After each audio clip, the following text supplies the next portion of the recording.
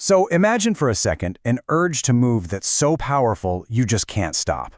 Now imagine that same urge grips hundreds of people all around you. Well, in the summer of 1518, in a city in France, this wasn't just imagination, it was a terrifying reality. We're going to dive into the truly bizarre story of the Dancing Plague. And yeah, I wanted to kick things off with this quote, right from a chronicle written at the time, because it gets straight to the point. This was not some big party. It wasn't a festival.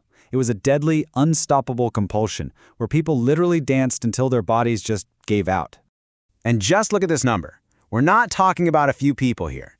At its peak, this thing affected up to 400 citizens of Strasbourg.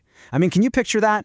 An entire town square filled with people twitching, hopping, and dancing in total agony, with zero control over their own bodies. So you have to ask, how does something like this even start? Let's get right into the story, because it didn't begin with a huge crowd. It started with just one person. Her name was Frau Troffea. One really hot day in July, she walked out into a street in Strasbourg, and she just started to dance. No music, no celebration, nothing.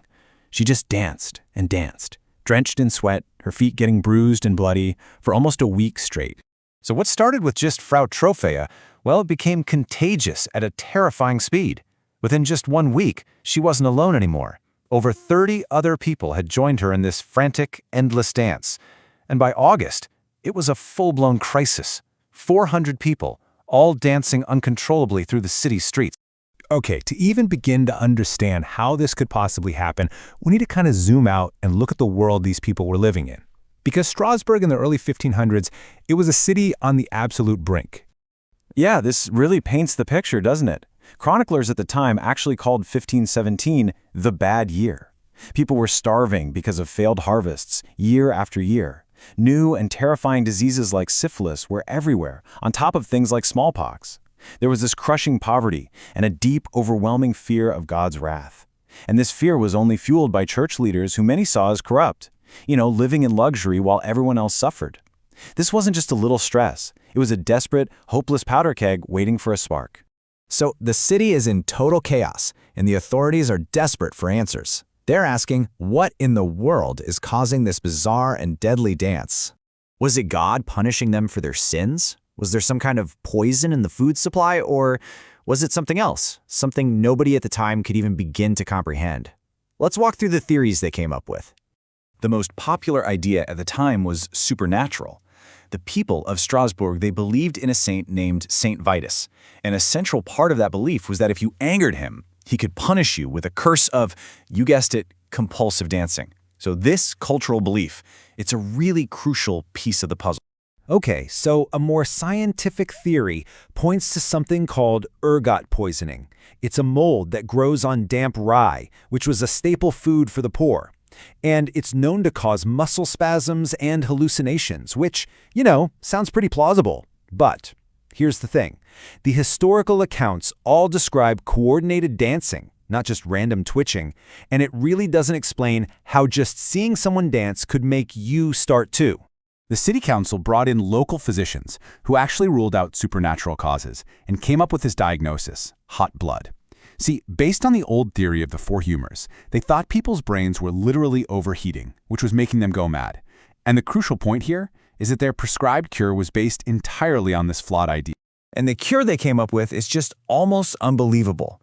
They decided that the dancers had to dance the fever out. So they cleared out large halls, they built stages in the market, and they even hired professional musicians and other dancers to keep the afflicted moving, all in the hope they would just burn out the sickness. As you can probably guess, this cure was a complete and utter disaster. Forcing exhausted people to dance even faster in the middle of summer had a horrifying result. It just made them die faster. The daily death toll skyrocketed. By the middle of August, up to 15 people were dying every single day from heart attacks, from strokes, and from pure absolute exhaustion. So if it wasn't a curse, and it wasn't a poison, and it wasn't hot blood, what on earth was it? Well, modern historians and sociologists believe the answer isn't in the body at all. It's in the mind. The leading theory today is something called mass psychogenic illness. And this is a real, documented phenomenon where extreme psychological stress in a large group can actually manifest as real physical symptoms. In essence, the people of Strasbourg were so deeply traumatized that their minds made their bodies sick in a way that could actually spread just through suggestion. It really was the perfect storm. You can think of it like a three-part recipe for a psychic epidemic. First, you take one population that's already at its breaking point from famine, disease, and fear. Then you add ingredient 2, a shared, deeply held belief that a saint could make you dance uncontrollably. And finally, you have the trigger, Frau Troffea's very public breakdown, which gave all that collective anxiety a physical form to latch onto. Now, it's really tempting to look back at all of this as just a bizarre fluke from a distant, superstitious past. But the psychological mechanics that made it happen, they're timeless. And that really begs the question, right? Do we still experience this? Maybe the expression isn't non-stop dancing, but do our collective anxieties still cause us to act in irrational, even harmful ways on a massive scale? And just look at this comparison.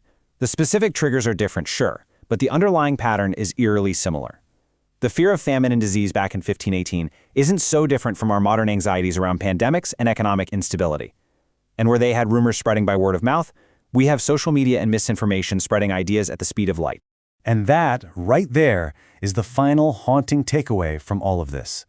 The dancing plague is a terrifying reminder that the most dangerous contagion isn't always a virus or a germ.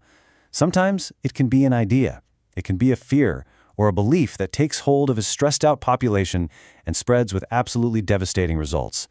It really makes you wonder, what dance are we all participating in today without even realizing it?